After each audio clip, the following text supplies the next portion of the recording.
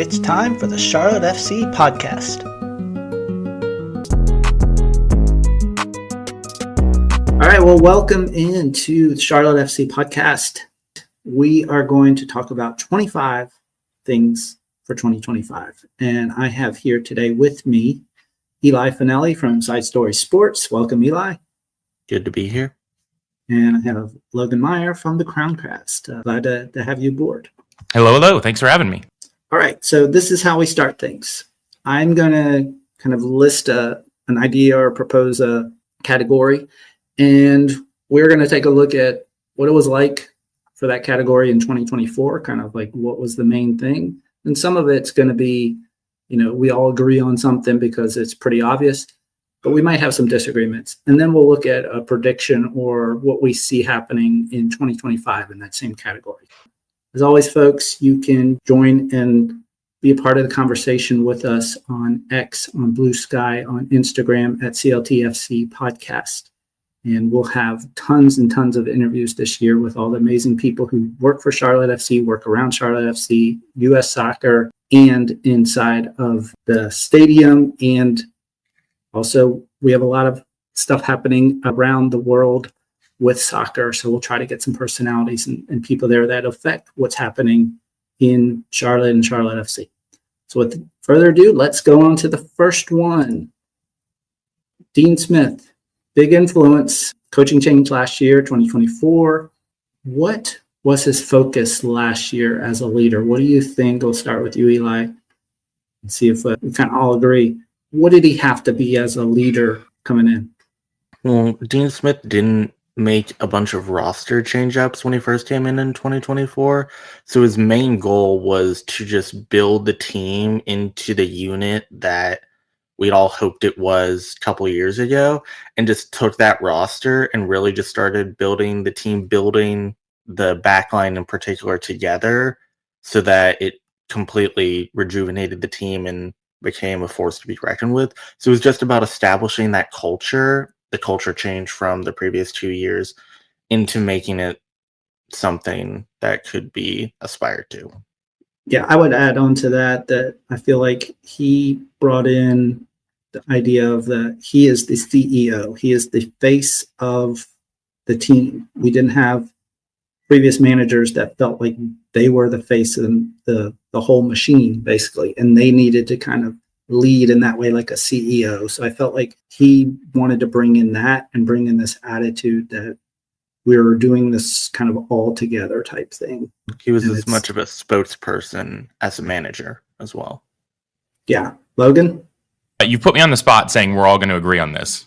I have a history of immediately having an opinion other than everyone else. But for me, this is culture. I think it can be overstated. Every manager comes in and the first thing they say is, I want to put in a culture. But I think there are people you look at and you say, those people have that sign on their desk that says the buck stops here. And I think that Dean Smith came into the club, he put that sign on his desk. And as far as when he came in 2024, I think that has to have been what we say his focus was. I'll bring in the next part because we'll have Logan talk first about that, because he focuses a lot on his podcast about these things. And I feel like this is more in his wheelhouse, but tactically, what was the direction last year? I would say secure the defense. You mentioned it, Eli. Make sure that defense, which was pretty solid towards the end of 2023, make sure it was better and kind of more as a unit playing together and knowing what was going on and not making things difficult. So I felt like he came in and assessed and said, we need to have a team that can't be scored on. Logan? Yeah, anybody who's heard the Crowncast will tell you I absolutely agree on 2024. How long are you going to allow me to ramble on this? So defensive stability was absolutely key to Charlotte FC in 2024, and Dean Smith's willingness to put it front and foremost in the team did a litany of amazing things for this club. You cannot win games if you are 4 goals behind. It's just the way it is. You can't do it. And even if you do happen to have a team that has incredible attacking talent in it, those players can get very undermined, and those players can get very overlooked if the team is consistently losing due to poor defensive structure. one of the best pieces of advice I ever got in football is that running is the easiest thing to do. You can always run. No matter how talented you are, no matter what team you're playing against, you can always run as hard as you want. You can always be the one who says, I'm going to go get this ball. I'm going to work hard. I'm going to be the guy. Defense is kind of the thing in football that I don't want to say it doesn't matter what your talent is, because having extraordinary defenders helps significantly. And the type of defenders you have determine how your team is going to take advantage of their defensive talents. But defending is the thing that you do as a group. And defending is the thing that the structure of the game you get to set up. You get to, make sure your distances are correct. And defending is kind of the easiest thing to do in football, despite the fact that it's very hard. What it takes is a collective.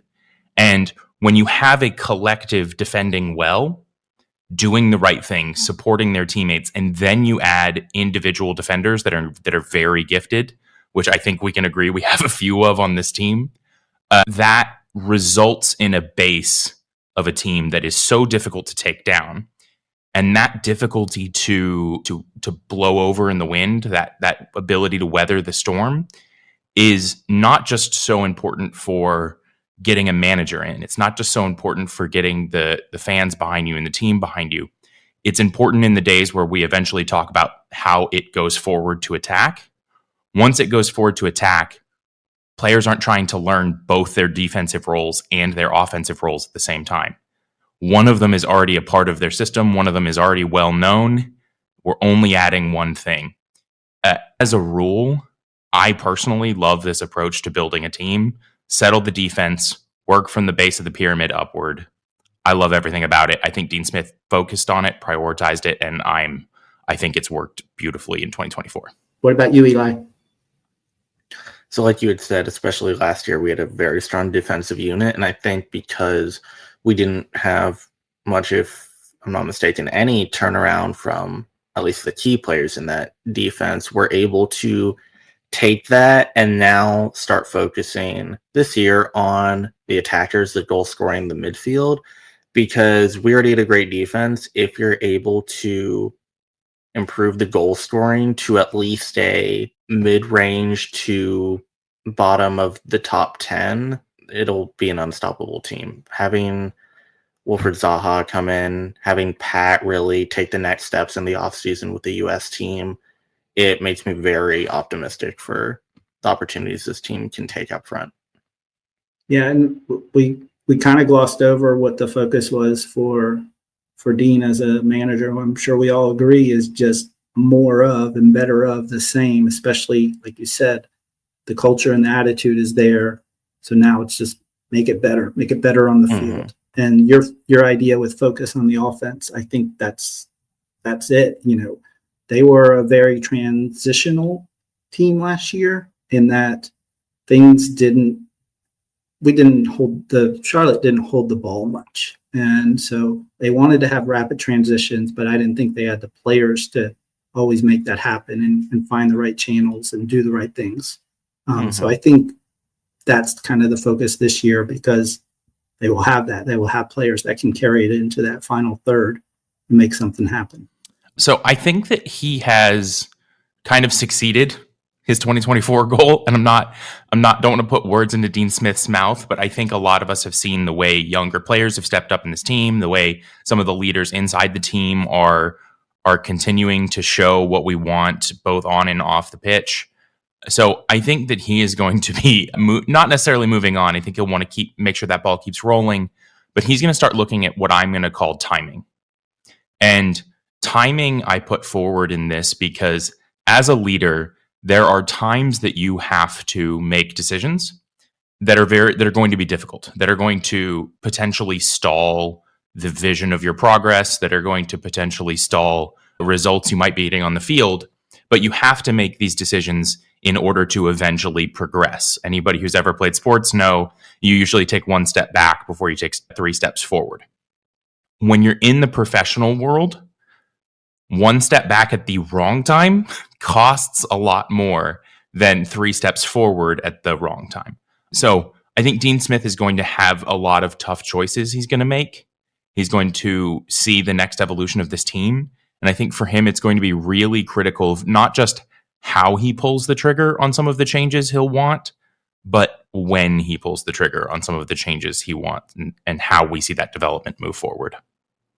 A lot of people will immediately say, well, the next step after defense is offense. And while in a sense that's true, the next step is actually transitioning from defense to offense. There is that space in the middle. Sooner or later, you need to get the ball off of the other team. And stopping them from scoring goals on you is a very good thing, but where you pick up the ball and how you pick up the ball actually is one of the things that makes teams most afraid of the big boys.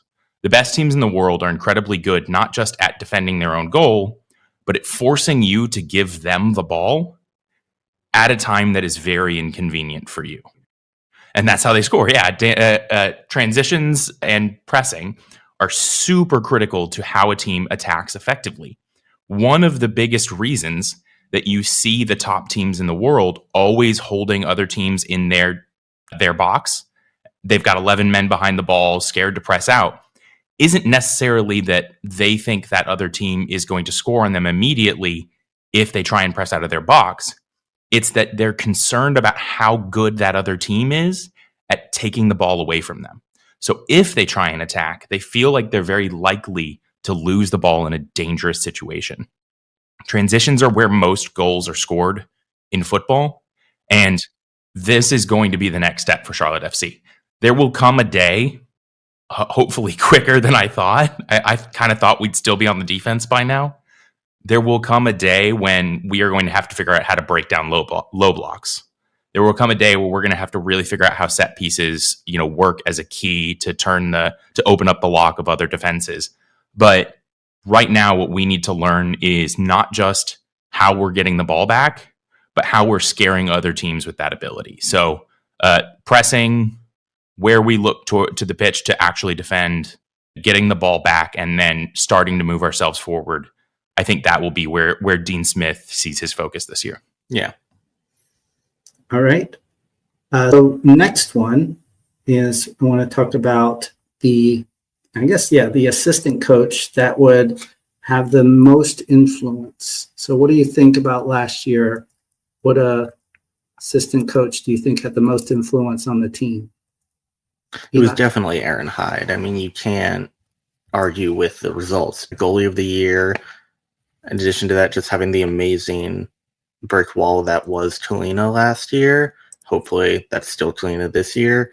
And just like Tolina was always a good goalkeeper, but it was just insane how much he was able to do back there with the coaching of Aaron Hyde. So I think that's an easy choice for me. Okay. In 2024, Logan? I'm going to jump on the train with Eli here. Aaron Hyde, the head goalkeeping coach. I think that this might be a little bit of an obvious answer, but Eli talked about how specifically Kalina's rise in form, catapulted rise in form, affected the team. But I have previously stated, even on this particular show, how important I think building from the back is and making sure that defensively you are very stable and solid so that once you get to the other side, you can do a little bit more. Your goalkeeper is the very beginning of that. And if you look at the models of the best teams in the world, every single one of them is very finicky about their goalkeeper. Every single one of them says they want their goalkeeper to continue improving with their feet. They want them to be able to distribute off both their left and right foot. They want them to be really good about positioning and how they come to claim crosses. The goalkeeper is such an important position. As a team that started out defensively, that has modeled itself a little bit after some of these big teams in the world, Christian Kalina's position is so critical. And I think that the work that we have seen from Aaron has been immense. And I can only see it going forward from there. Okay, I went with Miles Joseph because I felt like Dean was coming, even though he was, storied manager. He needed someone who knew MLS. And I think getting Miles Joseph, who probably should have been the coach at Portland if it wasn't for Phil being quartered there, he would have been that coach. And he had a really good record and rapport with the players. And so I felt like having him just really helped them understand and accelerate how Dean was going to make things work here, because he had someone right there that could say, yeah, this would work here. This is what I've noticed. And so that's who I would say. What about 2025? We'll start with Logan. I'm actually going to stick with my previous answer. I really like Aaron in this position. The reason for that is as the team is going to change, the goalkeeping position is going to get much more stress on it. So if we return for another year of being incredibly defensively solid, where we pile our people in the box and we sort of hit the ball over top to Patrick Ajimong, then maybe you could argue Aaron's position isn't going to be quite as challenging. But if we do what we expect, where we see the team sort of flood out, where we see ourselves try and transition more, where we start a different pressing structure, what is going to happen is resources that were previously committed to defending are going to start going away. Not in totality, but there are going to be more moments where the threat is larger. And that means that Christian Kalina, whoever is in the goalkeeper at the time, is going to have to start making more complex decisions. They're going to have to start reading the pitch much better. They're going to have to start positioning higher. They're going to have to start coming and claiming balls that are less comfortable. Sometimes they'll have to go out and fight for it with their feet. These decisions are often the turning points by which people, I don't want to say fall in love or fight with their club, but when you see Christian Kalina leave his box and make a big mistake because he tried to play the ball with his feet and give up a free goal, that's the thing everybody goes home and remembers. But as we start to lose some of those resources from defense because we're transitioning differently, Kalina's going to have to do more of that, which means I want them in the lab. I want Aaron there. I want them in the lab, and I'm excited to see how it goes. All right, E? See, Charlotte FC always succeeds in the depth that it has, and I think that Gary Dicker being the coach of the Crown Legacy of the MLS Next Pro, that'll really help prepare these players to get ready for opportunities they can have with the first team. And I think we've seen this over time. I mean, a lot of players, either if they're injured or when they first start, they kind of take some minutes with Crown Legacy. And I think that also players like Brandon Cambridge, just came up through Crown Legacy and are able to really get prepared. And then that way we're not just throwing them to the wolves once we get them onto the first team. We're maintaining depth through the many levels of the club that's able to prepare players for what they can expect when they're in Bank of America Stadium in front of 45,000 people. Definitely. Yeah, that makes sense. No, I went with Rohan Sajdev. He is the head video coach, Clemson grad, was also head of analysis at Portland. So we worked with Miles. I feel like knowing now how the team plays and how Dean wants to play, you're looking at something different, knowing with new players and just all the analytics that are coming in. I think this is where you make that leap up, is you use that analysis and really help. So I think he's probably going to be the most pivotal one to help the club get to the next level, because the players will be there. Just a matter of seeing those things and knowing how to best use them. So I think he's going to have a big influence this year. All right. Now we're going to get into some Charlotte FC specific players. So number 4 here is Charlotte FC's most impactful DP. Yeah, so I am forced to choose Karol Swiderski, assuming we take most impactful as the most positive impact. I think if you just say most impactful, the most impactful is probably Enzo Capetti, only because of the way what happened with him uprooted our season. And, they say necessity is the mother of invention. And a lot of the identity, a lot of the history of 2024 that went along is because of Enzo Capetti's collapse and eventual moving on. So if you want to talk about who is the most positive, I do think you have to say that it's Karol Swiderski. If you want to talk about what made the biggest impact on our season, it might actually be Enzo Capetti's leaving. Eli? So I think for 2024, it was probably Karol, just because while Abada was doing some great work on the wing, I didn't really feel like he was as explosive as the club wanted him to be. And that's not a knock at Abada, more of just the team around him wasn't ready for what he was prepared and what he's still at doing. I think Abada had really great flashes, but we never really got the full level from him. Carroll did some great work in the back half of the season, but it just wasn't necessarily the exact thing the club was looking for. He's since departed to go back to Europe. Yeah. I also went with Carroll. He played in 10 matches. He had 6 goals, 2 assists. That's pretty productive if you think about it. He didn't always start. So he was the most impactful and kind of played in those moments, like you said. So this year, I would say the most impactful DP is definitely going to be Zaha. I mean, just the level of play and the level of experience that he has is going to be something that we're going to see a lot of. And I think his impact might not necessarily be what he does in all the realms, but also having to defend a player like him will open the doors for much more flexibility at the front. And so you're probably going to see Abada excel more. I know he's not a DP, but you're definitely going to see Patrick excel more. I just think introducing a player like that means that you have to think about a player like that. And when you have to think about a player like that, you don't think about the other players that are around. Yeah, I raised my hand to agree. Yeah, he's Wilfred Zaha, dude.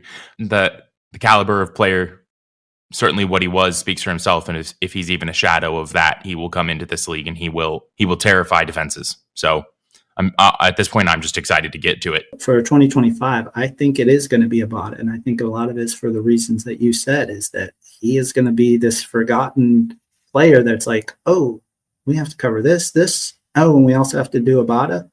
I feel like his strength is going to come out because they will have to take notice of everybody on all the other sides. So I think Abada is going to have a big year. Yeah, I like the thought process on Liel Abada. I like where that's coming from, and I think that it's true. But where I'm going to end up falling on this is Wilfred Zaha. To quote, he's Wilfred Zaha, dude. Like, this guy, the amount of danger in that man's boots. And again, we haven't officially seen it, but the potential that is there is so immense. And even if you want to say, you know, who is the most impactful, if Liel Abada has an amazing year because everyone is busy marking Wilfred Zaha, it's still Wilfred Zaha having an effect on us and on the teams that try and defend us. I can't imagine Wilfred Zaha not being such a focal point. All right, next up, we'll go Logan first. This is the most impactful newcomer. So are you going to let me get away with Patrick Agyemang? Because obviously a part of the club before then, but I think it's fair to say that's the breakout season. I don't think if you'd have asked anyone in 2023 who Patrick Agyemang was, people would have really known. Obviously, very committed fans of the club would know. People who work here would know. But in the greater scope of MLS, the name Patrick Agyemang wouldn't have really existed. And what he did was so required for the team, the way he stepped up, the impact that he had, the way he held himself as a player. I mean, it ultimately got him an eventual call up to the United States men's national team, right? That effort, that commitment, that fight to find in a number 9 who was isolated for most of the season and still had the effect that he had, really special for me. And I can't help but say he has to be the most impactful. For me, for 2024, I think it was Tim Ream. And the reason is because we kind of changed the way we played when we brought Tim in there. We moved him into that middle, and then we moved him out to the wing. And I just feel like that changed the way we played. It allowed Nathan Byrne to come up, which I think they always wanted to have a little shift. They had Gary doing that a little bit, but I think they kind of wanted Nathan to move up more. And I think that changed the way the team played a little bit and allowed them to take a little more risks on offense. As far as 2025, I think the most impactful newcomer is going to be Eric Williamson. I think on his strength at counterattacks, which they're going to need, especially with a strong defense, but his ability to carry the ball into that final third is going to create problems, and he'll be able to find people, and he'll have people that will be able to finish. And I think, that's a lot of what's been missing is somebody who can carry that. And that might also be like Pep being able to do that. But I think Eric's going to be the most impactful newcomer. So I would agree with you that I think Tim was probably the most valuable and impactful newcomer last year. The defense, while it was really good, it went into a little bit of a rough spot when he came in. They started testing things out. Then they brought Andrew back in. They had Tim, Andrew, and Adilson at the back with Nathan running up and down the side, which I really like. So I think that just made the defense and so much better. It has a veteran who's had so much experience, both in league play and international play. So that's just, he's experienced everything. For 2025, like we talked about before, I do think Zaha's going to be the most impactful, not in just his numbers, but what the psychology of what he does to other teams when we're playing allows for other players to be forgotten about or take opportunities that they wouldn't have had last year, just because of having so many talented players. You do have to pick one to cover. You can't cover everyone. Yep. I don't even know if, like, can I just raise my hand and agree? Yep, totally agree with that. All right, now we're going to move on to Charlotte FC's hardest to replace or most impactful on the entire club. 2024. It's hard to not argue with this one. Christian Kalina. I know some people are going to be like, it's Kalina. Go check out my interview with him. We had a great time at the end of last season. I'm having a talk for about an hour. He pronounces it Kalina, so that's how I'm going to pronounce it. But I just felt like, yeah, you could get steady goalkeeping play, but he elevated it. So I feel like that I kind of had a toss-up. I was thinking about Malanda because I just know we play so different when Malanda's not in there. Especially that back line can be not have the speed that we might want. And Malanda comes in and saves the day. Those were kind of my back and forth. It was hard to choose from them. As far as the starter or the hardest to replace this year, I don't know. Maybe I put Malanda there instead of last year, and I'll just say that his calmness, his feistiness, his kind of just taking more of that leadership role. I just feel like we're gonna miss that guy when he leaves someday. Logan, yeah, I can follow up with Ashley. I definitely consider him as one of the two, but for the sake of my already having messed with the order here, I'm actually going to pick somebody else. I'm going to pick somebody who also we could potentially be at threat of losing. So I'm going to pick Adilson Malanda. And we've got a raised hand over there. The reason I'm going to pick Adilson Malanda is that as as I talked about resources being moved away from defense, as I talked about more people trying to push forward into the other sections, you rely more and more heavily on the individual quality and caliber of your defenders. And Malanda is a Rolls Royce. It's just as the simple fact of the matter is MLS teams have given up trying to knock a ball into the air around Malanda. They have just stopped doing it. His ability to run backwards in a duel is nothing less than any other defender I have seen in this league. And he is capable of transitioning through very big spaces in those defensive actions. So the further the team pushes up, he is still capable of being that guy who takes on the bigger space. When we talk about moving a fullback forward, that action becomes more capable, becomes a more realistic option because of the defensive physicality and ability of Adilson Malanda. And ask any team in the world, those defenders don't grow on trees. Those defenders are incredibly rare to find. And, we have compared Adilson Malanda to William Saliba in the past. I think that's a different level, but you can see a little bit of similar play styles between those two players. Big space players, very strong in the air, comfortable on the ball, cool-headed. The moment never seems too big for them. And we also have to remember that he's only getting better. He's still a very young man. I like quite a few defenders in this league. I don't see another one like Adilson Malanda.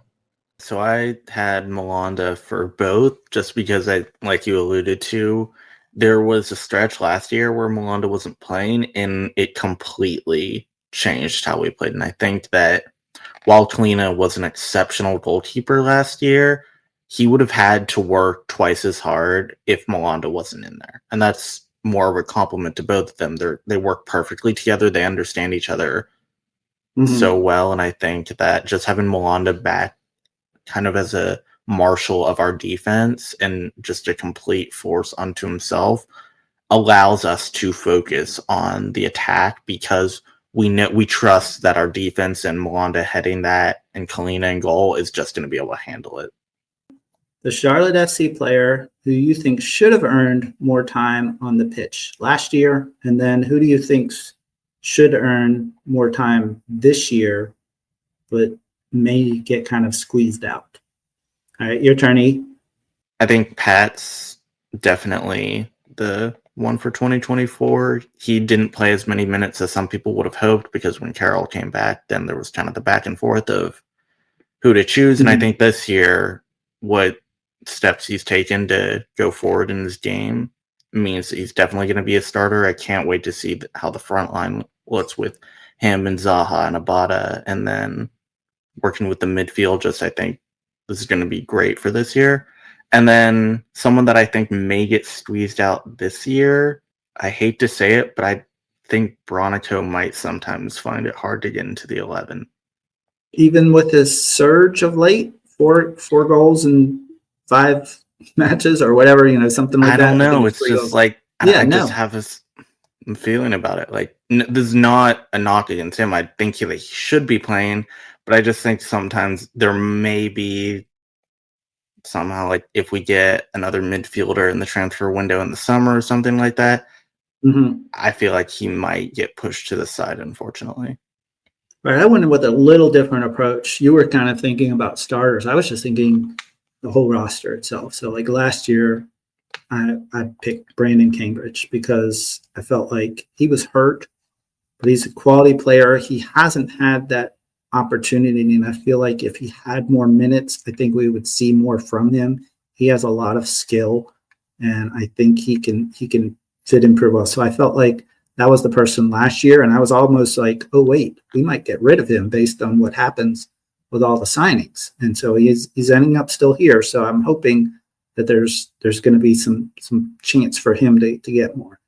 The person who I think in 2025 is going to get squeezed out, unfortunately, is the younger player, Petkovic. I think with Bronico, with Williamson, with Beal, with Bender back, I just feel like where is he gonna fit in? I think he's gonna probably end up spending more time at Crown Legacy, because they don't want to lose him. They paid a lot of money to get him. They don't want to lose him unless they're going to get something big for it. But he needs minutes. He can't just be sitting and watch it. So hopefully he can play more there if he's not going to be out on this 11. Yeah, depending on whether or not you used Brandon Cambridge, and I have him down as well under the expectation that he wasn't kept out of the squad. Injury stopped him from playing. And I like the shout out for Brandon Cambridge. Basically all the reasons you have already listed. This is a young guy who really burst onto the scene and had the chance to take what was a very hot start and go supernova. Announce himself. He's got the go gene. When he gets the ball, he goes towards the goal and basically says, I go to goal. If you're in my way, I'll beat you. The end. The math is really easy for Brandon Cambridge and the way he plays the game. I like that in a young player. Some of the explosiveness he had has definitely not shown up since he's come back since injury. I don't know whether that's Dean Smith telling him to slow down a little bit, maybe interconnect with the team a bit more, or whether Dean Smith is asking him to not be quite so sort of waiting on the last line, whether he wants him more connected. Not sure what it is, because we haven't had enough evidence yet, but Brandon Cambridge was so close to being a guy who we really could have been looking at as yes, this guy gets subbed on every single game and maybe even starts a few, to just non-existent. If we're going to look at 2025, I do like the Nikola Petkovic shout out. I think that is a pretty solid one, but I think that what I'm going to go for is, God, this is tough. I think I'm going to go for Kerwin Vargas. I was debating in my own head. Obviously, Kerwin Vargas is traditionally on the side that is now going to be filled by Wilfred Zaha. And unless we are resting Wilfred Zaha, I don't necessarily see a lot of minutes opening up over there. The other side is going to be difficult to get a look in. Liel Abada is a very talented player who I think we all expect to continue to improve. I think that we saw some challenges with Kerwin Vargas's game that he doesn't necessarily have that go at goal gene at all times. Although I think when he does activate it, he becomes a real threat. So I think Kerwin is probably the one that I'm scared is going to get muscled out the most, because if you talk about who's earned it, if you talk about who's put in the work and the hard yards, tough to name a name that fits that more than Kerwin Vargas. All right. And now we'll go to number 8. I will start with this one. First player to depart the squad. Last year, we already know it was Enzo Capetti. It was in May. He was gone. This year, I think, and I didn't even mention him when I mentioned all those other midfielders, Jabril Diani. I feel like he is going to be the first one. He's going to go back to France or Switzerland. I just feel like his game and what this is going to evolve to. I don't know if he's going to see the minutes, but somebody may in Europe see this as a chance, and they could put him on loan to get him out of here earlier. So, what do you think, E? I think this year it's probably going to be Bill Tuiloma. I think a lot of people expected him to depart this offseason, and just with the current state of our defense, I don't know if there's necessarily a desperate need for him to get a lot of minutes. And I think that through no fault of his own, I think that the club just doesn't really see a need for him at the current But you got to build depth back there. I mean, he's already kind of signed through the year. I guess it would be a cash trade now that they can do that. Yeah, it's possible. It's possible. I think that the club wants him to play, but they just right now they can't. And I think that they want to send him somewhere that he could play. That he could be a starter somewhere. Yeah. Especially if somebody loses. But I mean, if Charlotte loses someone, Privet or Malanda, I mean, Bill's going to play there. So wouldn't you rather have Bill than an unknown? I mean, that's the thing with depth that you want to have. I don't know if that's the thing the club's going to be thinking about when they get offered money for Bill. Yeah, that's true. Logan? For me, this player is my fear factor, and that's Dilson Malanda. I've talked at length about how hard he is to replace. I don't think it's long before other teams start to see that. There have already been talks that a couple of different leagues and a couple of different teams have seen the quality he brings to the table and have already put in offers, as there have been offers for some other players of Charlotte FC. As this team gets better, we're going to have to get better at handling that.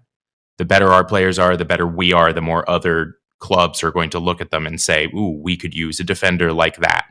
I think Adilson Malanda, it's only a matter of time, which is good. We want his career to grow. But boy, I hope we get him for at least one more full year. All right. Number 9. What is the strength of this squad? We'll stick with Logan. Go ahead. What do you feel like this year? What is this? Well, actually, what was the strength of the squad last year, and how is that different for this year? I think despite the power and presence of Wilfred Zaha, my answer here is going to be the spine of the team. And you can tell me if I'm cheating too much here. I talked about previously how we had committed resources to our defensive structures. And one of the ways that I believe you grow out of that, where you're not just focused on defending, where you are focused on moving the ball forward and how you press and what you're going to do in situations like those, is you really focus on the spine of your team. And the spine of our team right now looks pretty good. If we go through, I think that most people would say Christian Kalina is probably going to stick on that spot.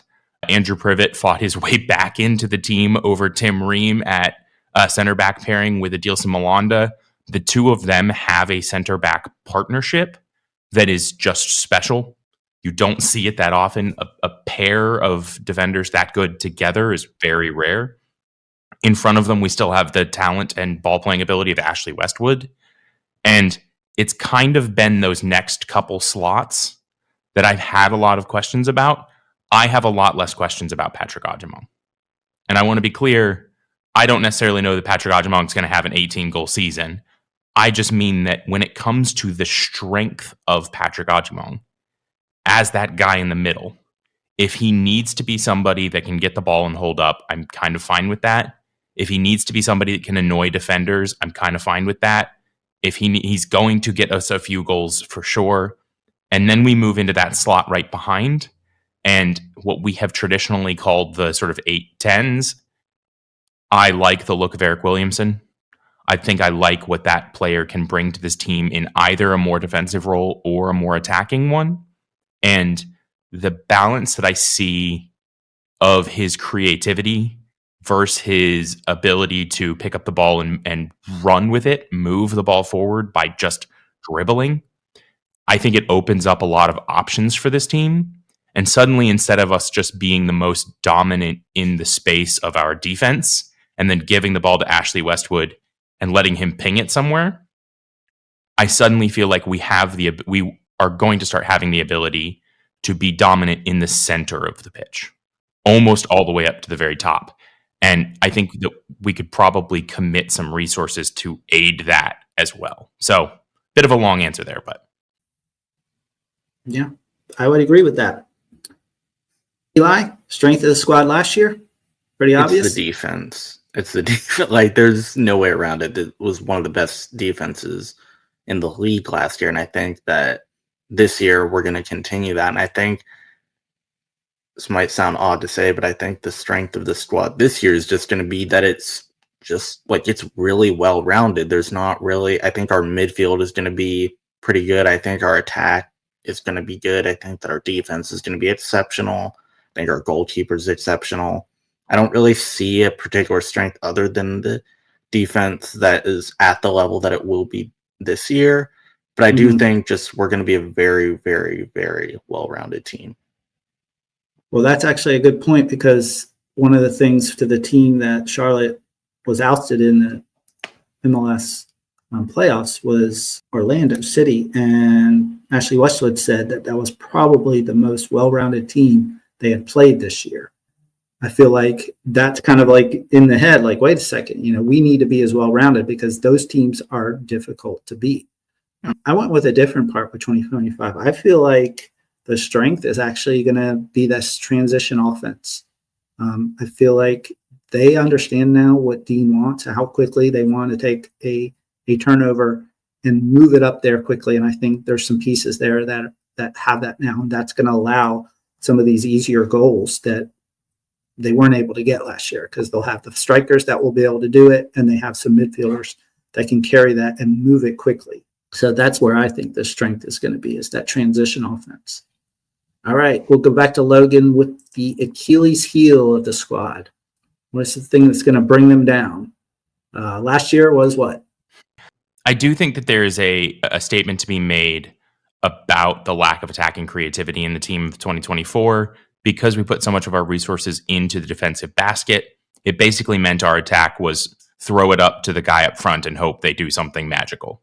And sometimes that guy was Kerwin Vargas, sometimes that guy was Patrick Agyemang, sometimes that guy was Karol Swiderski, and sometimes we got magic out of all of them. We got a couple of great individual moments of goals, but Charlotte FC did not necessarily put up a significant number of attacking chances. Our numbers of shots, our number of expected assists, our numbers of creativity numbers last year really struggled. And so I think that was definitely our Achilles heel. It wasn't necessarily our players' ability to finish as much as it was our ability to give them chances to finish. But once we get into 2025, our Achilles heel for me is going to be line height.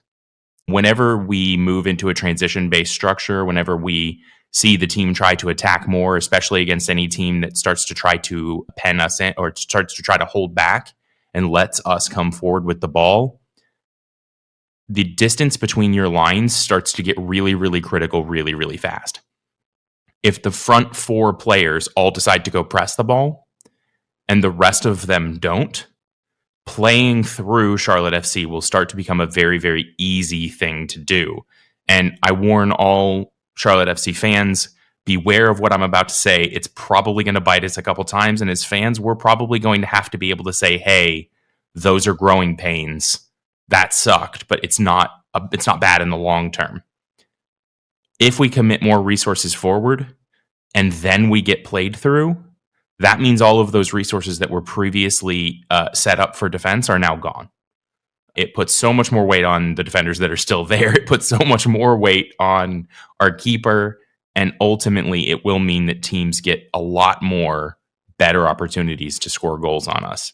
One of our strengths was previously that we did not give people the chance to shoot. We did a pretty good job of blocking shots when they did, but we didn't give them the chance to shoot. If we don't get our line heights right, if we separate, if we don't move as a team, people are going to get a lot of chances to take a shot at the Charlotte FC goal. So that's what I'm afraid our Achilles heel could be.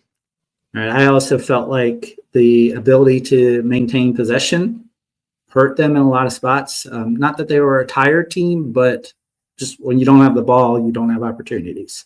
And if you're not as good in the transitions or you're not finishing those transitions, doesn't help when you don't have the ball. And then you get one chance and you don't make the most of it. So you're not scoring or even getting something on target. As far as 2025, I feel like the Achilles heel is going to be the lack of speed.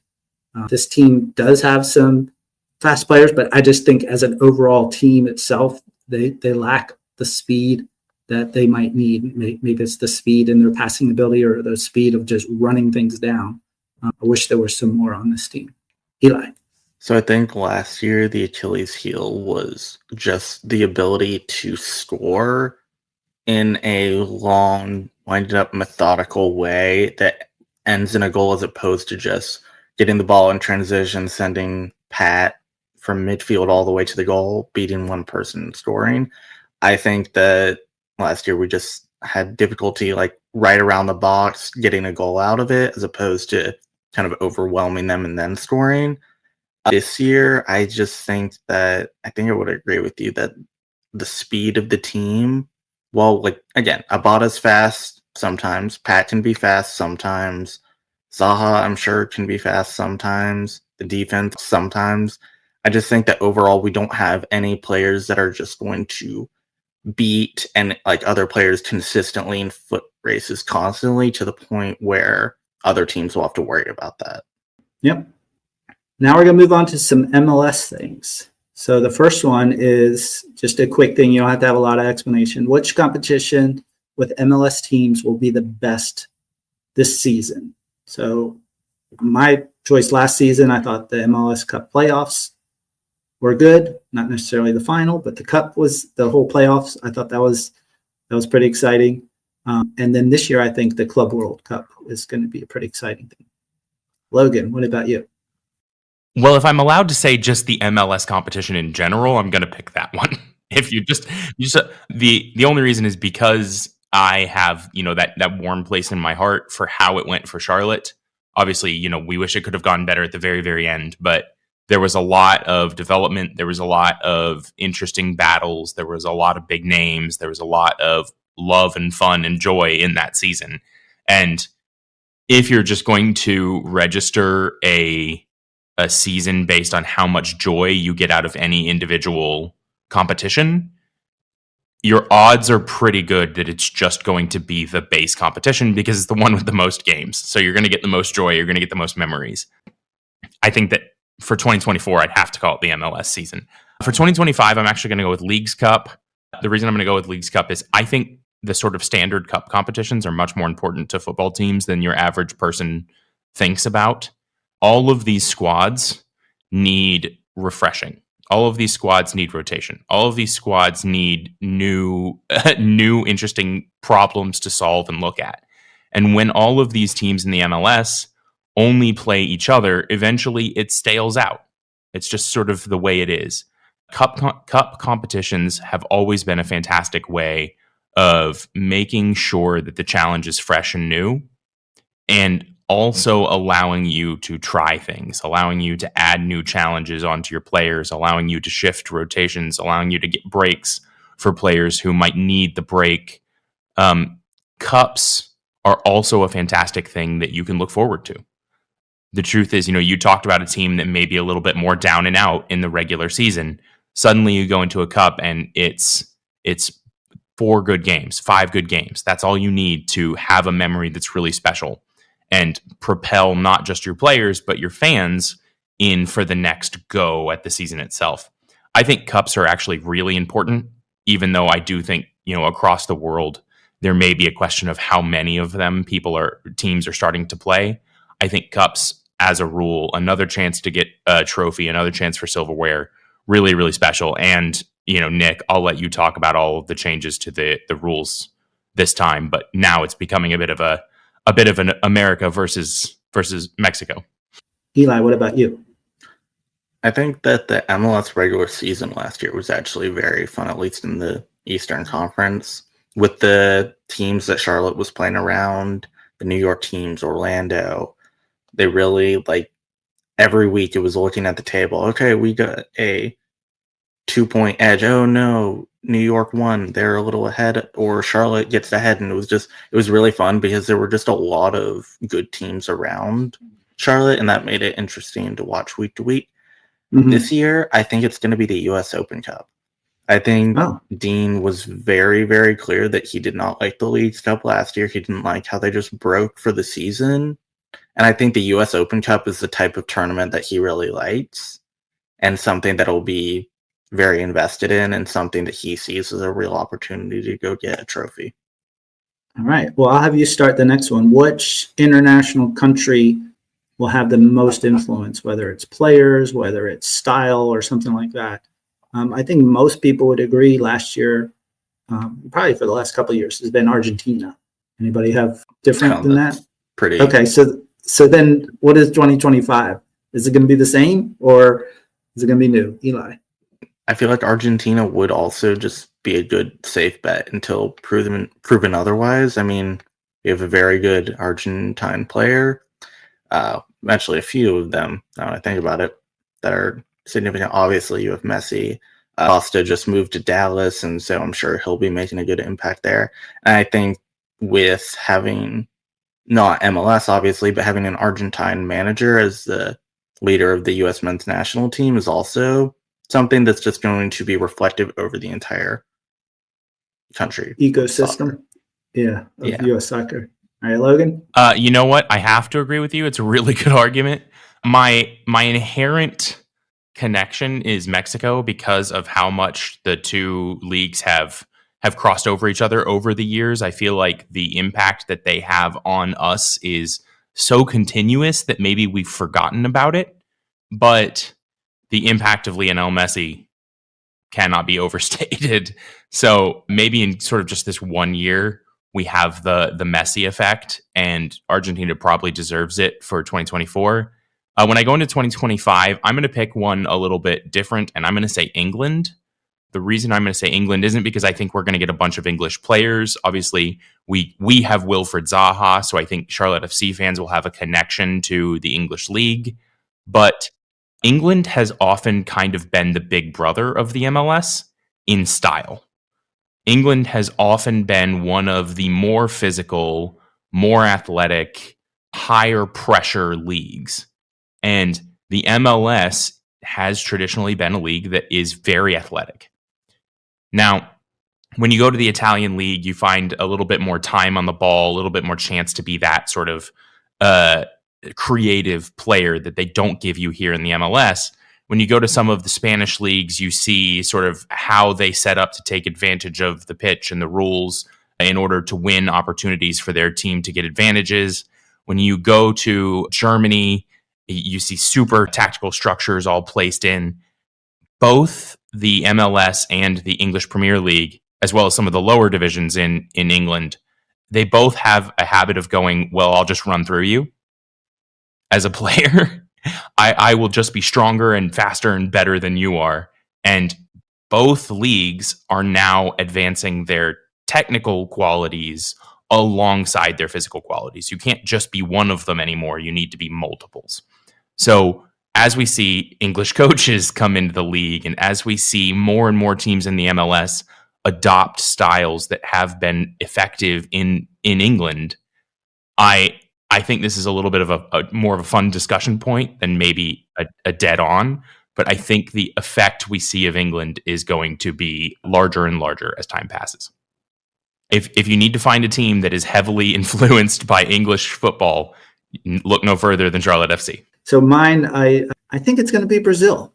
I don't know. I've been looking in, and I feel like there's going to be some more Brazilian players. We got Evander with the big trade. I know a player just went back to Santos with Brazil, but I feel like it's going to become closer. I mean, you have Thales Magno with NYCFC. I think he's going to be a bigger influence. I don't know. I just feel like the way Brazilians play might have a little more impact in the way that MLS plays. So a little bit different. All right. Who is your MLS All Star Game? It's going to be in Austin on July 23rd. Who do you think they're playing? What are they going to do? Is it even silly to play this game? No. Who do you think? It's going to be the Liga MX All-Stars. I think, Again? I don't necessarily, I don't like it because if there's Leagues Cup, I feel like that's kind of already addressing that area of competition between leagues, and I don't know if we necessarily want to have the same thing twice, especially literally right before Leagues Cup. But I do think it's better than a lot of alternatives. I really don't like when they bring in a team. Often, I think, did they bring in Arsenal a couple of years ago? Yeah. The fact that you MLS. want to have a group of players from a league play a unit in a team is just completely that kind of ruins the point of the All-Star game. Right. And so I think, honestly, what they should do, East Conference, West Conference, that's what they should do. They're not going to, that's what they should do. Yeah. Because then you have teams that have been in heavy competition playing with each other, players playing with each other, and it's kind of a more fun because people are going to say, oh, I've seen that player play a lot. Oh, the Western Conference, oh, they have a lot of really good players. Oh, the Eastern Conference has a lot of really good players. And it kind of builds that rivalry, and especially with a bunch of trades this offseason with players going from different conferences, I think that'll really, it'll set a more fun competition and I think than it would be. I do like that idea. It also pits, the whole idea of the MLS Cup is that one conference plays another conference. So why not add some more to that and be like, okay, whoever wins, kind of like in baseball, they do this, whoever wins that All-Star game hosts. So don't worry about your points. That conference gets to host the final. So if you make they have a reason, they have something to play for. And I think that's something that you see a lot with these types of games, whether it be in baseball, football, basketball. A lot of times the players just don't have a reason to play for. And I think especially having it done in the middle of the season, you really need that factor. Yeah. Logan. I think I like Eli's answer, and I might just absolutely mirror it. I still see Liga MX being the one we end up playing, but I like the ideas behind it, and I don't think I need to give it much more. I somehow think that they wanted to try to do the Saudi All-Star team last year, and there was just not enough time to make that happen. So I think they already did it, and that's who they're going to be playing in 2025 in that'd Austin. Be fun. Yeah, so we'll see. I mean, we got the Club World Cup around, so there's some time and some players that may not be a part of that. I don't know how much intersects. I know it's a midweek match, so bring in an all-star team and not a whole club, there's not going to be as much expectation. But I do like your idea of the East versus West. I think that'll work. All right, let's go to some winners. Eli, last year we know Inter Miami, CF1. Who is your Supporter Shield winner this year? It's going to be the Sounders. It's going to be Seattle. I really like all the moves they've made in the offseason. They brought in half of Dallas to come play for them. They still have Jordan Morris there. I think that Charlotte should count themselves lucky that they're able to play them in their first game when they're still figuring stuff out. Yeah, I would probably also say the same thing. I'd probably also say the same thing about Atlanta. Might take a while for Atlanta to get going, but they're going to be pretty good with all they brought in. But yeah, I said the Sounders too. Logan? Oh, gosh. I'm famous for not wanting to answer questions like this. mostly because I feel like it's often a bit of a coin toss. But I have counted out Inter Miami, who obviously got it in 2024. I have counted out Inter Miami as being a team that is kind of filled with just superstars, and the question of whether or not that will go anywhere other than a cool experiment. They keep looking good. And when the time comes to actually win something, they have quite a few players in that team that are very comfortable winning things. The nerves of silverware just don't happen for a lot of players at Inter Miami. So I'm probably going to be less fun than average, and I'm going to throw up Inter Miami again, but I'm going to do it with very little conviction. All right, the surprise team. What team are you going to be surprised, whether it's on the losing end or the winning end? Surprise team. I felt like the surprise team last year was Colorado Rapids. They went from 27 points to 50 points. They got a new coach, changed how things were done. Bam, playoff team. Now, who knows if they'll sustain that, but I felt like they were a surprise team. Did you have a different surprise team, Eli? Not from my perspective, but from the national media perspective, I do think a lot of people counted Charlotte out last year. I mean, I think it was 13th, 14th, 13th, 12th. Everyone was predicting Charlotte to be one of the last teams in the league. And while we weren't a complete team, while we weren't a fully ready team to compete for the MLS Cup, I think that Dean, with his minimal roster changes, completely blew everyone out of the water with their predictions and what Charlotte could be capable of. And I think now that Dean's starting to mold the team into the image he'd like and being able to acquire players that he didn't inherit in addition to the players that he likes that were already here, I think that this year we're going to be a pretty good team to be reckoned with. However, I do think the surprise team in 2025 is going to be San Diego.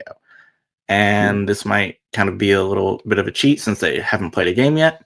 But I don't know. I feel like San Diego is going to pull some of the stuff St. Louis pulled and just for no reason being a really, really good team the first year just because no one's really ever seen them before. And they could surprise everyone by just doing that same thing again. And then in 2026, just being average to bad. Yeah, we'll see that team close live here in a few weeks because they will be playing here against Charlotte. I felt like the surprise team for this year is going to be Nashville. Nashville kind of fell out of everybody's thoughts, and they got a new coach kind of mid-season, and I just feel like having the whole opportunity to have that with the full season. Did they get a lot of players? Did they make a lot of great changes? I don't know if any of those are going to, there was no big splashes, but I just feel like everybody's down on them, and I feel like they're going to overachieve compared to what they're thinking. Logan? Yeah, I'm going to go with a bad surprise, just because I want to shift the argument, the discussion here a little bit. I'm going to go with Philadelphia Union. Philadelphia Union is a team I have a lot of respect for, not just because of their players, but because they're a team that has kind of done everything right. Their youth system is really good. The way they bring players into actual games and get minutes for people is really good. They have had a history of pretty good success in the past. They've done it on very little financial investment compared to some other teams. Philadelphia Union, I think, is often quite well managed and approaches the game well. To see them have a really down year and kind of just not be a factor surprised me a lot. I think of that as a team that will probably rebound. So maybe I could say that, I might call this for both my 2024 and my 2025. But I think of that as a team that I expect good things of, even if not great things of. And to just see nothing really, really shocked me. All right. Now the overrated team. My last year overrated team was St. Louis City. Everybody's like, oh man, they, did so well. They finished first. They're going to be in the playoffs. They're going to be awesome. And they were definitely overrated. They did not do well. They ended up firing their coach, changing a lot of things. So that sophomore slump was really, really bad for them. As far as the most overrated team, I think this year that's getting a lot of hype that I don't think will do as well is San Jose. Now, even though they got Arango from RSL, and they also got like Ian Hawks from Atlanta and Mark Anthony Kay, I just feel like they're not going to perform at the level that people think they are. I mean, people are putting them in the top 5, so I don't think they're going to be there. Eli. I think last year, one of the most overrated. Okay, this is going to kind of sound weird. I think one of the most overrated teams was Inter Miami when Messi was playing. Because I think that team was just as good without him. And I think that, again, it's a lot to do with psychology. When you have one of the best players, if not the best player that's ever played the game across from you on the other team, that's going to change how you play. Even if you try not to, it's just going to. There's no way around that. But I think that with the time that Messi spent away from Miami last year and the level that they were able to succeed without him, that team is far beyond just him as a player. And I think that the other players around him don't get enough credit. And then for 2025, I think Cincinnati is probably going to be one of the most overrated. They've lost a couple pieces. I just don't think that they're going to be able to compete at the level that they have the past 2 years. Recently, they lost their star player to Dallas. I don't know. But Columbus they got is Evander. also. Yeah, but I know I he's don't not- know. I think that we might kind of get a season. Not to say they're going to be bad. I just think we're going to have them around like 4th to 6th place. Just because I think that this team is going to kind of need a year to really like gel together and know where the pieces are going to be flipped. I think that we'll see them do very well in the latter half of the season, but I think that the first part of the season, they're just going to be too busy trying to figure out what they need to do with the new players they have. I almost put Columbus here because they've lost a couple players too. They're also in Ohio. Not that I have anything against Ohio, but I trust Wilfred Nancy more than I would trust any other coach in this league, and I think that he'll have a better job at maintaining the level he expects of the team than Cincinnati. Right. He was able to do that with the talent he had in Montreal. So, Logan, most overrated last year and this year. I would either go with Philadelphia or with Atlanta. The return of Miguel Almiron to Atlanta, I don't think can be understated. The feel-good factor around Atlanta is probably going to be really high, and the support around Atlanta is going to be super high. You know, we have talked about the sort of the big 3 supporters groups in the area, with Nashville, Charlotte FC, and Atlanta all being, you know, effectively setting records for how popular football is in those areas. I struggle to see Atlanta accepting being middle of the table. Middle of the table almost feels like the worst place for Atlanta because a really big fan base cannot be mad, but they also cannot be happy. And so I tend to think Atlanta is going to surprise me somehow. They're either going to be worse or they're going to be way better. But I think that there's going to be, as big as that club is and as big as their fan base is, I struggle to see them accepting we're just going to be middle of the pack. All right. Now this brings us to the MLS playing style with the most success.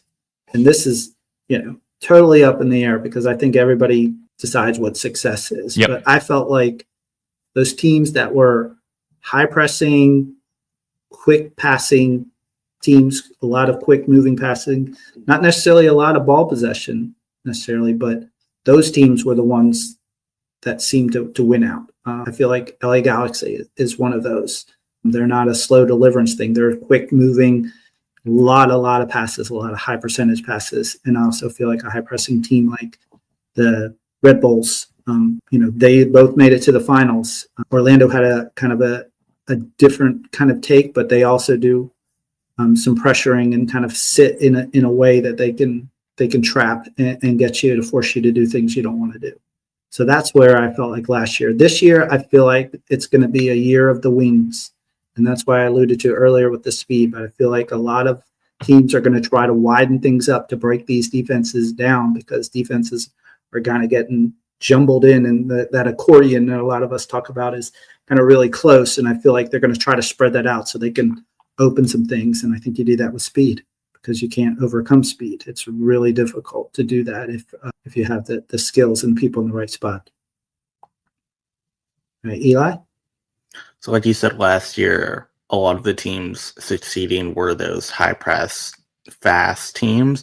I think we're going to kind of see a reverse of that this year. I think we're going to see teams rely so much on their defense. We're going to see the methodical, like almost chess-like moving up, getting all the pieces into place, and just scoring a long goal after 50 passes that finally connects into the goal.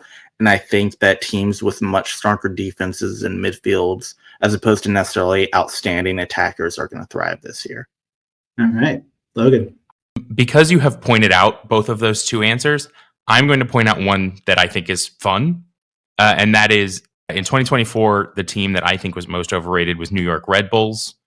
New York Red Bull is a team that plays the type of football I personally don't love. There's a lot of unwillingness to go, hey, let's find out who's better on the pitch. And there's a lot of willingness to find out, hey, who's better at deceiving the referee. It's not my perfect cup of tea, but that they're a very physical team and they're not afraid to use their physicality in a league that's very physical. I do think that that's more than fair. But I've heard so many praises of New York Red Bulls in all years, and then I watch their football team and I say, this is a football team of bullies that when someone tries to bully them, they roll around on the ground and cry to the referee. So. Yeah, I think for me, this is a question not necessarily of a difference of opinion of the actual what we see on the pitch. It would be how we classify it. Football as a whole is going towards control. If I had to give you one word for every coach, they're all talking about control. How do we control space? How do we control the ball? How do we control where people move? And the way you control the game is by determining where you put pressure, how you apply your press, how you apply pressure to the other team. It's all trying to funnel people into the places you want them to go to control the game. And that pressing, that pressure that we have talked about, that you mentioned, it will, until we see something in football that upends it, that will continue to be the style that produces the best results. Because in a sport where one sort of random act can win or lose you the game, the more things you have control of, the better you will ultimately do. All right, now we'll move on to number 18. Players is most important to his team success. This is kind of like the MVP, but I feel like the MVP is always just given to a player that's on a good team that's really good, and they might be good without him. So I want to say mine from last year was Benteke. That team allowed 70 goals last year, and they scored 52, and they almost made the playoffs with a guy that scored 23 goals. So scored almost half of their goals.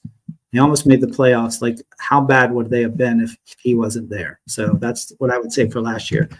This year, kind of a surprise. I feel like with Hector gone from Houston Dynamo, I feel like Coco Carrasquilla, he is going to be kind of the person. Like, if he is on and moving, I think Houston will have a pretty good year because he'll be able to kind of control as that number 8. But if he is not, then I feel like they will not do well. Eli? I think last year the MVP was Cucho. I think that the stuff that Columbus was doing in the regular season was incredible. I think that if you watch any of the goals that he scored, if you watch just how he plays, he's a scary player and just an incredibly talented player. I know the MVP last year was Messi, but like I alluded to before, that team was really good without him. And I think that this year we're going to see the loss that Cucho was to Columbus. This year, despite what I said for the previous question about the playing style, I do think Bolonga is going to be the MVP. I think that he's an incredibly fast, incredible goal scorer that's going to be able to keep LAFC at the high level, competing at least in the semifinals of the Western Conference. Until they meet Seattle, right? Yeah, I mean, that's the thing, is I think LAFC is built to win in the playoffs. I don't know if Seattle is. I think they're built to win in the regular season. Makes sense. Logan.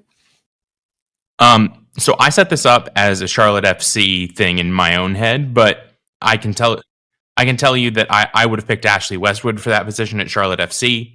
My reason being that if you want to talk about who elevates everyone else around them, that's Ashley Westwood. In every way, we can spend 4 hours talking about all of the different ways he works off and on the ball in order to raise the level of the team. But if we're talking about it in the greater scope of MLS, I don't think you can say anyone other than Lionel Messi, especially when you use the word impactful. The statement that you have to follow is how big were the ripples?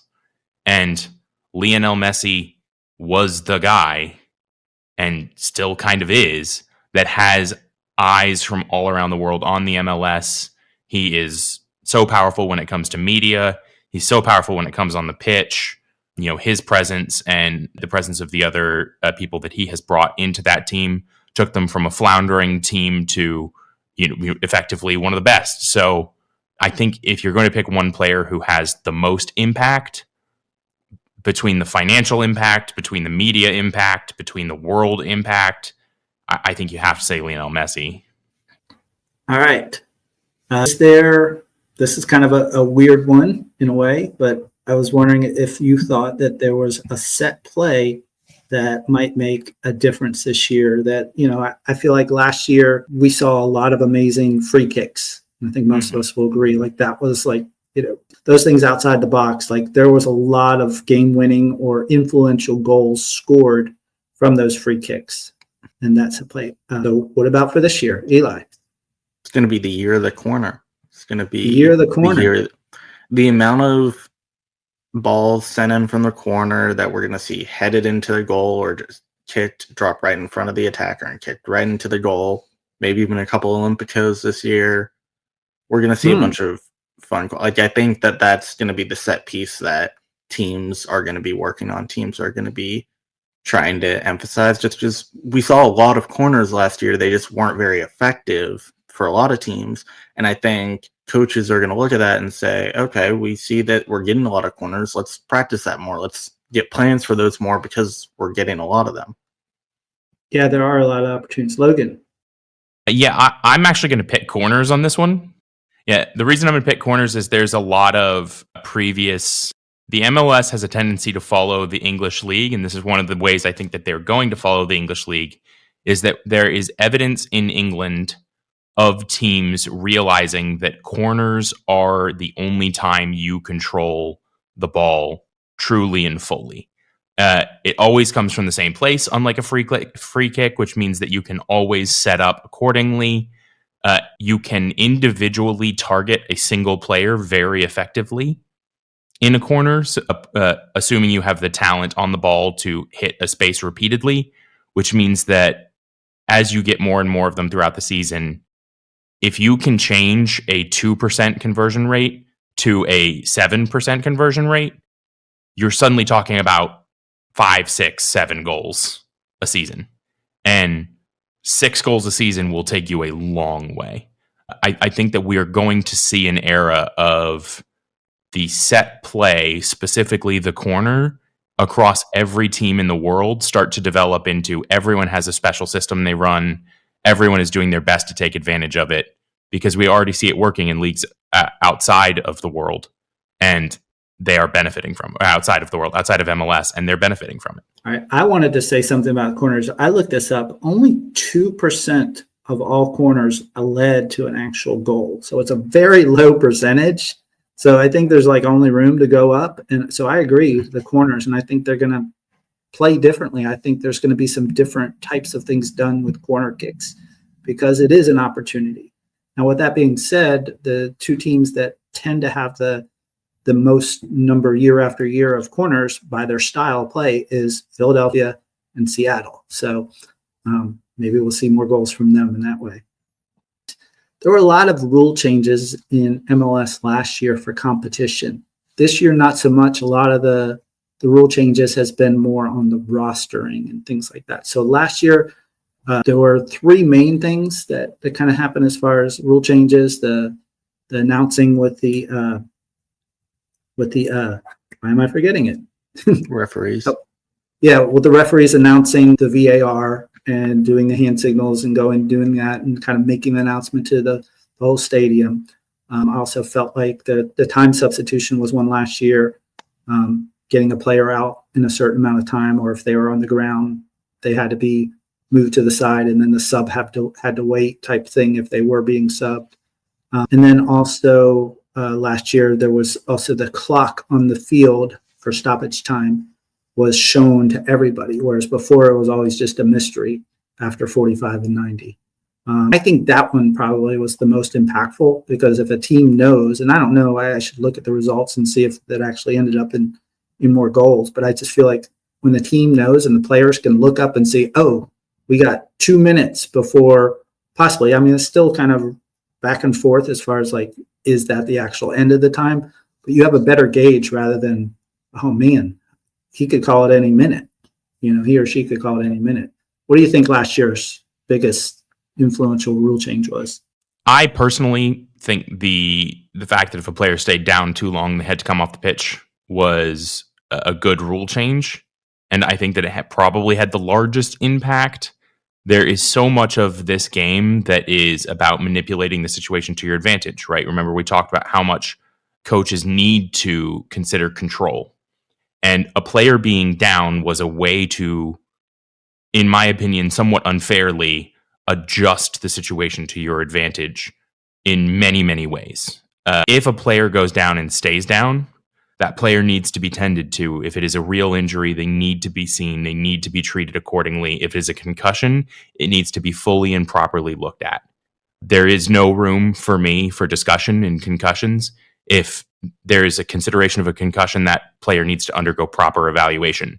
Not, oh, I asked him his name and he remembered what it is. And I'm not saying that's what they do, but as a player who has had some concussions, a full rundown of a concussion test cannot happen in 10 seconds on a football pitch.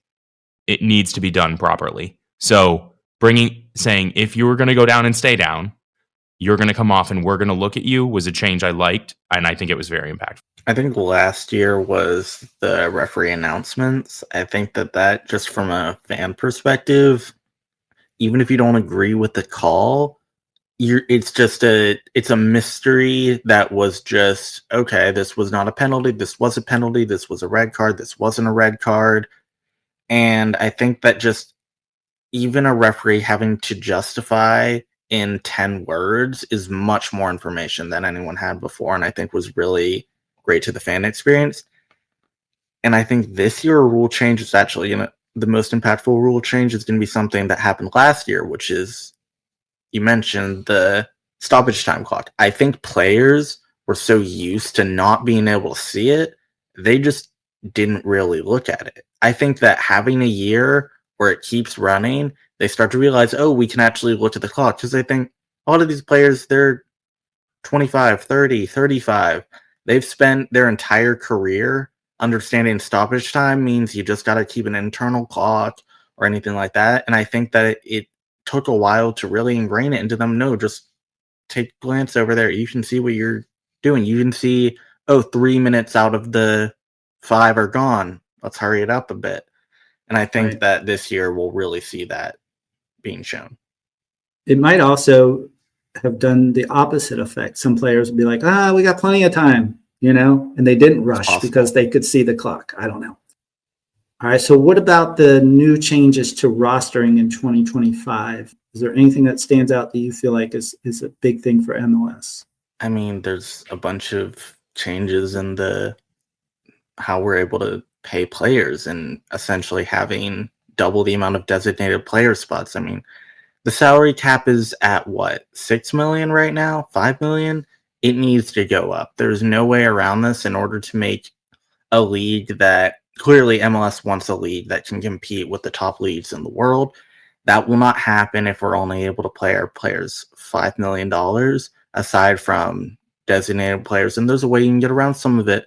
But I just think if you're going to have a salary cap, it needs to be much higher. It needs to at least be 20 million, if not way more. And I think the reason that they're not raising it is because some owners can't afford it. And I think there's getting more and more of those owner groups that have the money. So I think it is time to really make a substantial change to that. And if you own an MLS team and you can't afford it, sell your team or get another owner. Yeah, get another owner. Like, from a business perspective, you need to spend this money to make money. It's the same thing with, I'm going to go on a little tangent here. It's the same thing with goal line technology, with automatic offside systems. It would cost money to install in all the stadiums, yes. But I don't know if a lot of people around the world are going to take this league seriously if we are going to just make these calls on perspective and just from the referee's angle that they're looking at, and not just say, okay, let's just have a chip in the ball, have all the cameras, sensors, or whatever it needs around there, have goal line technology, just get all the stuff. Yeah, plus it's also, I mean, they're already looking at this anyway, so you're just giving the VAR and the equipment people another place to look at, and that's what, the top leagues do that, even like the NFL, like they look at that just like the MLS does, but they have the equipment to see like, oh, okay, this is why this call is. Whereas if you don't have that technology, you can't make an informed decision. So then it makes everybody look bad. Like, why do you even go to VAR anyway if you can't even look at the right thing? And even if you don't have the goal line technology, the amount of weird angles that you'll see when you're watching the Apple broadcast, and you're like, wait, this is the angle from the top of the stadium is the angle that we're looking at for this offside, where you can barely see the players, just a speck on the screen. Just have more cameras. That way you have more options to see things. Yeah. As far as 2025, I think the cash for players between MLS teams is going to make the biggest difference. You saw that right away with the 3-team trade just past couple of weeks. I think you're going to see more of that in season also. Things might not be going well, and there'll be like those 3-team trades or, trading players for that cash. So it won't go towards that GAM, which is a little bit different of money set aside. And that'll help those wealthy owners. Logan. This is just going to open up the pool of possibilities that much further. And it is going to be something that is leaned on by not just the clubs, but the fans. That knowledge that if there is a need, there is another way to go and address that need is going to be something that people know. And fans, clubs, they're all going to have those options to fill holes that they didn't previously have before. I think it's a rule change we might see a lot out of really quickly. I do think that there is a level of unregulation that turns into chaos. If you were going to say anything about the MLS, you would say that it is competitive, whereas a lot of the leagues in the world that are not financially regulated are not competitive. A lot of the leagues you find, if you want to talk to me about the last time Real Madrid had a real challenger, it was Barcelona.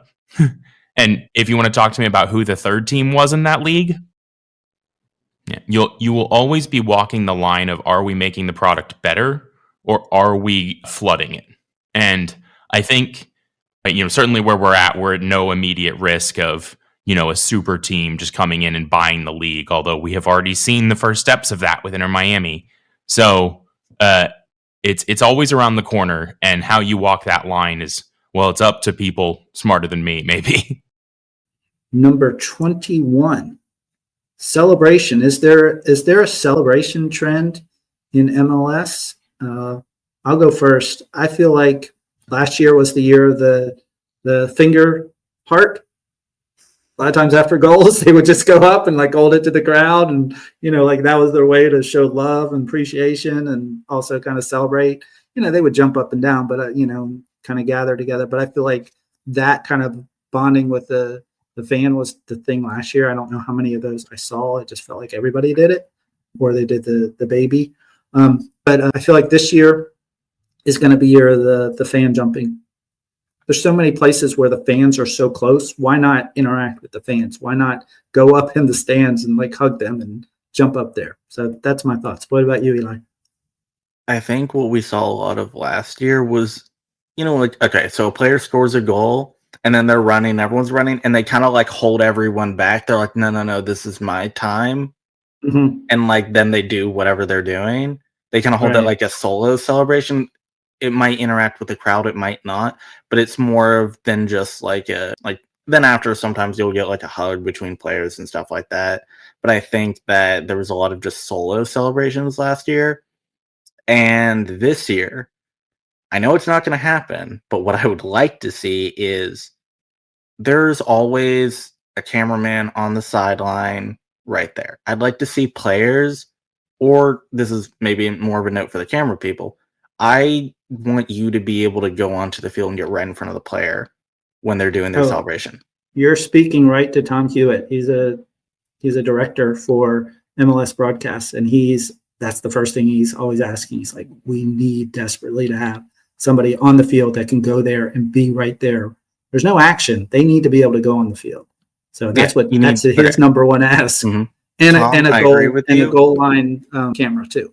I need basically I agree with that 100%. You need someone with a shallow depth of field cam that can just, with a stabilizer, that can just sprint onto the field, get right in front of the cameras, and then let the players do what they do best, which is like, this is their moment. Play to the audience. The audience is in the stands. The audience is a lot of times also on TV. Right. Play to your audience. You got your moment. We need someone right there. Do a little dance. Do whatever you want to do. Play to the camera. All right, Logan. You know what I was going to say if I didn't think about the fan jumping is I think maybe more choreographed stuff within a team. Like they'll have their thing I'd love to together. see like different like dances, and like I think we saw a lot of that in the NFL this past season. Yeah, I'd like to see a lot of that, of not just like we're running, not just we're like doing a little thing. I'd like to see like just like a thought out different dances. Like for instance, if we see like, I don't know, like a defensive player score, I'd like to see the entire back line have this plan thing where if any one of them scores, they do this or something like that. You took fan selfies from me. I think with the rise of social media, it still continues. I do think that the interacting with the fans is really nice. And I think that especially for the traveling fans, the people that go great distances to be there, that interaction with the players is really great. I love to see it. I would love to see that be a trend in 2025. But I do also appreciate some good choreography. So if we get all, 5 or 6 people doing the same thing for celebration, I would enjoy it.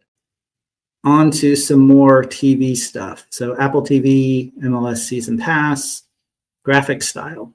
Usually places don't keep kind of a graphic style for more than a couple of years. We noticed that through all sports. They're always trying to reinvent and look at things. And I think, it's time for a change. Block style, simple color, nothing too fancy. Everybody knows what that was. Will they change, and what will it look like? Logan. I don't think much is going to change. I'll tell you the thing that I really liked about Apple MLS is that they did a really good job of timing with music. They added regular inlay music to their graphics, and then they made their graphics move to that music in very simple, like whenever you would see two teams, they'd show the head-to-head of the two teams. The two team logos would pop up on the screen, and it would go ba-bum-bum, and the logos would zoom in and out chaotically and then settle in the place that they were.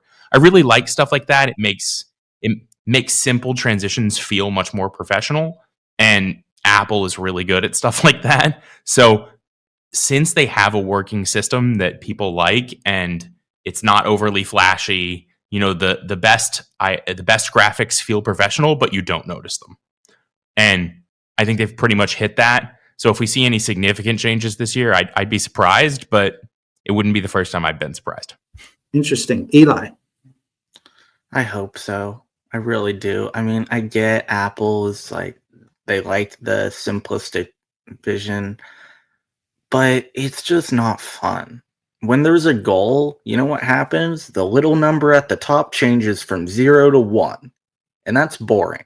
When there's a goal, I want to be able to, like, it should come all over the screen. I want to see, like, the club crest. I want to see a little, like, short video of the player being like this on a green screen that they like put into the little graphics that they show. I want like it just needs to be much more engaging. I don't want to just this. It looks like a security camera feed that like, and this is also like the directors and all that. It doesn't make it personal, so the directors don't have any choice. That's the thing. The directors don't have as much like cameras to work with, and I'd love to see. I mean, Tim Cook, hello, how are you? I know your company has money. Just invest a little bit of it in like giving more resources to these talented directors that can make the broadcast better. Please, just let's get a graphics team. Let's get a bunch more cameras. Let's just get all this stuff because give all these people the resources and they can make this so exciting. Eli, I have the email of an executive director I will give to you after this. Thank you. of the broadcast of all. Okay, good. You already went, so I'm going to have you talk about this next one. Oh, actually, you know what? I didn't even say mine. So what I think is going to happen is they are going to change it. And I think just based on what I've already seen on the new subscription for this year for MLS Season Pass is the faded look. A lot of times they do a lot with what's already on Apple's kind of ecosystem. So if you look at iOS 16 or 18, but the iPhone 16, there's that kind of fade into another color thing. And you'll see that on the Apple TV right now. So I feel like they're going to do more of like a faded look with rounded edges as opposed to that simple block square look. I agree with all the stuff you all said, but I just feel like that's like the color scheme we might see. We saw a hint of it last year with the introduction in the beginning of a broadcast. They would show the players in that kind of faded background from like a pink to a yellow or something like that. But I think there'll be more of that with the on-screen. You know what I'd also like to see? I'd like to see for the starting 11 graphics on Apple, I think that they need to ask all the clubs and get their starting 11 videos from all of them, regardless if it's a home or away team. I think that they need to show those on the broadcast. Yeah, they need to make things more personal so we know these players better and we see them close up and they're like, oh, that's so-and-so. This is where they came from. Like all of the statistics about that player. I think it's, simple thing. Make it a show. Don't just make it a feed. Here's some information, by the way. Yeah. All right. Last one on the season pass stuff. Best game statistic that they showed or they added or something like last year. So I thought, and many people like this, was the channels of distribution. So they would show that at halftime and show kind of where the team was trying to, or seemed like they were able to get some penetration on the offensive end.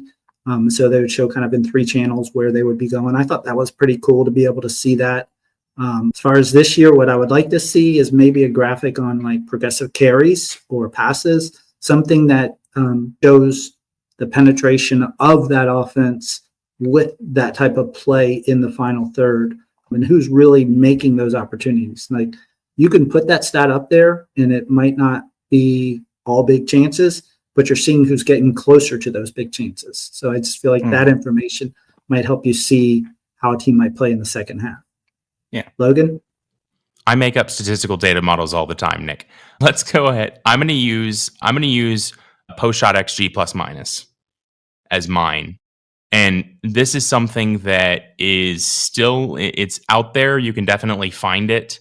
For those of you who know expected goal popped onto the scene 6-7 years ago and became sort of a phenomenon of showing how well you are attacking and whether or not you're making opportunities. Expected goals led to expected assists.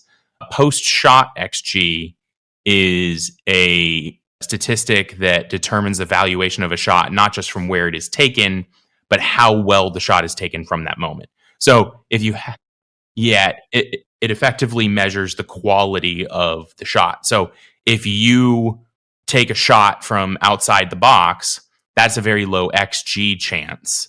If you go ahead and you take that shot and you put it in the top right corner, that low XG chance becomes a much higher XG chance. And PSXG plus minus is both available for goalkeepers, so you can have some evaluation of how well a goalkeeper is doing. how good were the shots they faced versus how many goals actually went in against them, which is one of the numbers that we saw Christian Kalina really excel in last year. And it not only shows you how good of shots teams are going to be getting on your side, but how well you're doing at keeping them out. So it's a nice little, it wraps up a lot of data in one quick number. It's by no means a perfect system. All data is by no means a perfect system, but it's a great one. It's out there, and I think it could be added relatively quickly. Last year, I really liked the heat map distribution that they had, that they'd pull up around the 80th minute for certain players. I'd like to see that expanded. I'd like at halftime to see pretty much every player. Like they can just pull up a thing, can take 30 seconds per team, just say, this is this person, or like highlight maybe even just 2 or 3.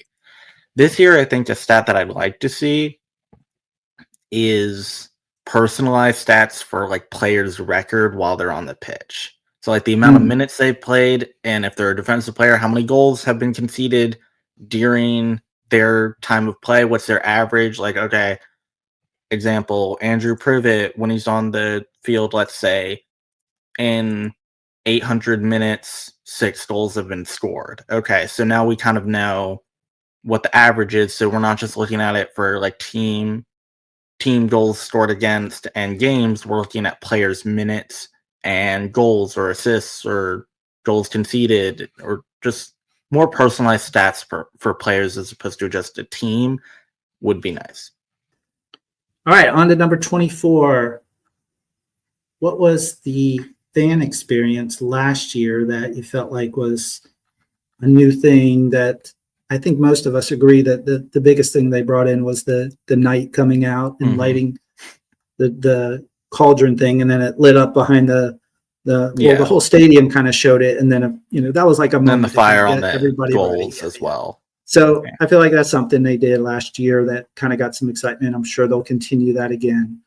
So what in 2025 could be the new experience that we would like to see? We're predicting that we want to see, or maybe I would like to have us have, after a goal, have a chant that keeps lasting on. Because imagine if you get scored on in a place that has 40,000 people yelling and screaming, and instead of them being loud, they sound like one voice, not only just after the goal, but when play has started, they are doing this chant.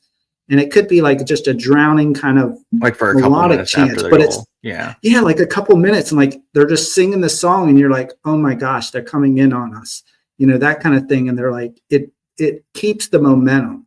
Whereas I feel like boop, whistle starts, the momentum's gone, and everybody's quiet again. Because noise is one thing, but I think having something that players can understand, like having a song that players can hear the words of, that can get in their head, and even if it's only a bit, because most players are able to drown this stuff out, but even if it's just a little bit, you want something that's getting into their heads, being like, oh, okay, they just scored. It's top of mind. That it's harder for them to just, all right, it's still 0-0, just reset. Right. Yeah, because that other distraction is what you need to do as an opposing team, is you need to get that out of it. So if you're hosting and you're doing something, you want something to stay in their heads and be like, oh no, not even thinking about the game. Like, it's so loud, they're singing the song, I can't keep track. I'm always in for psychological warfare.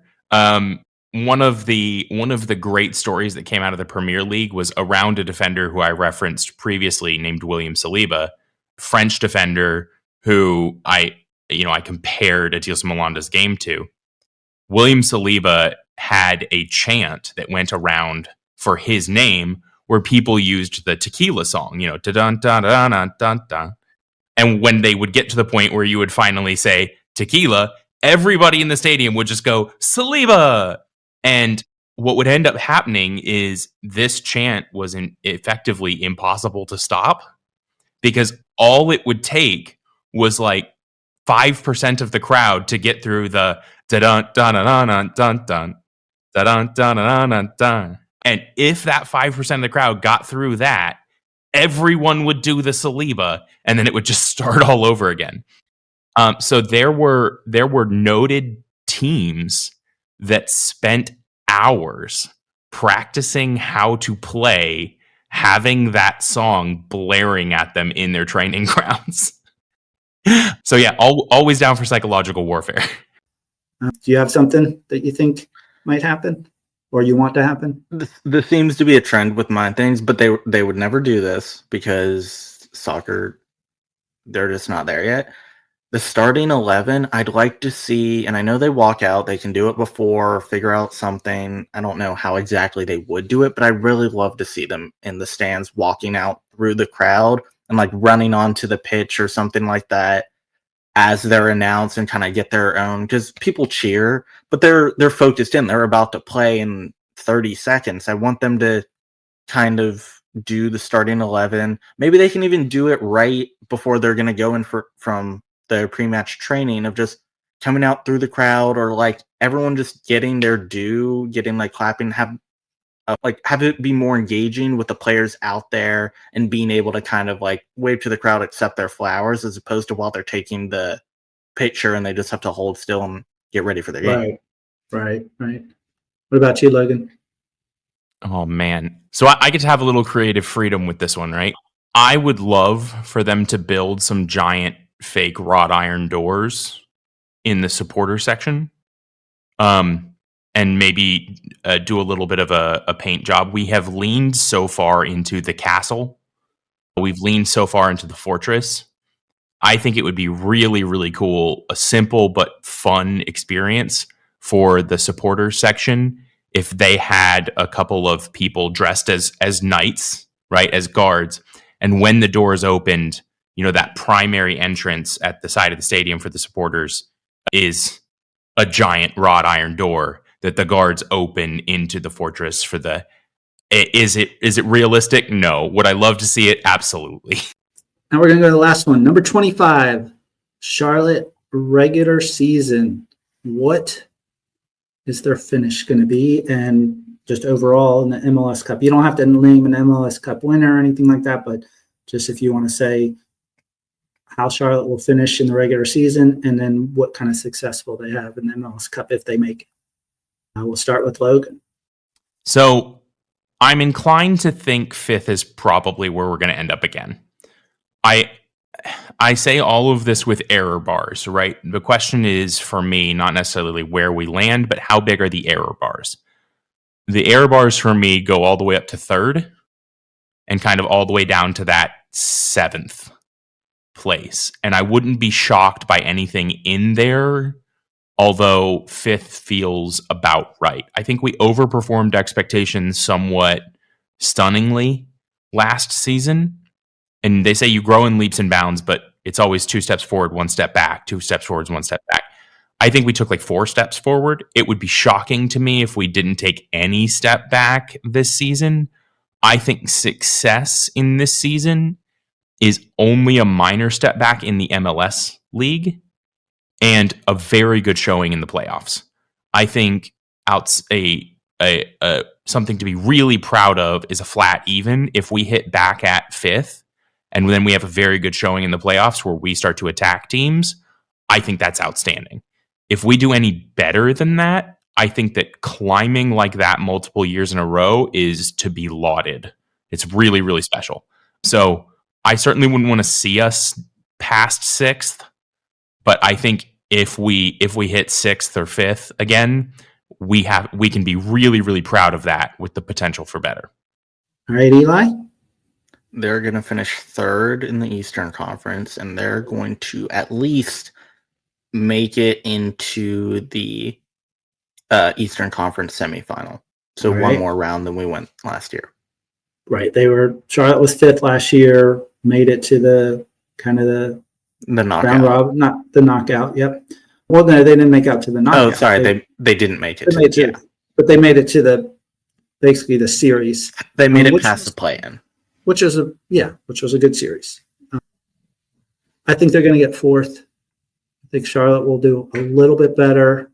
And by the way, a lot of people are saying Charlotte's one of the most overrated teams. I still don't think, and I think the players know this, that they have gotten the respect of the league and the national. People don't realize how good this team was and how good it can be with these certain players added. But I think they'll be just how fourth. close it was to being Right. exceptional last year. Right. I think they'll get fourth. Don't ask me the 3 teams above, because there's probably 6 or 7 that could actually play better and be in those top 3. Yeah. But I would say they also make it at least to that semifinals of thing. I don't see anything big unless there's an extraordinary thing happening and a trend going, which, we would hope so, but I don't know if they're making it to the Eastern Conference Finals or not. Mm-hmm. All right, Logan, take us out of here. So I'd like to throw one more thing in here, and this is why, for me, it's really difficult to give a prediction. I think the tools are in this team. With the addition of Eric Williamson, with the addition of Wilfred Zaha, with the way that we have seen some of the young players grow, I think that the tools are in this team for this team to take a second place finish in MLS.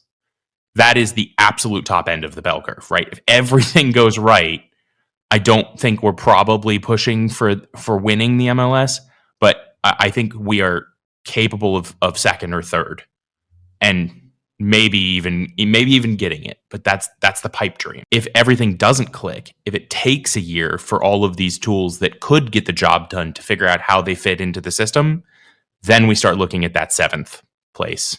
And I think if we have a season where the team is really struggling to connect with each other and we still get 7th place, I think that's a reasonable success.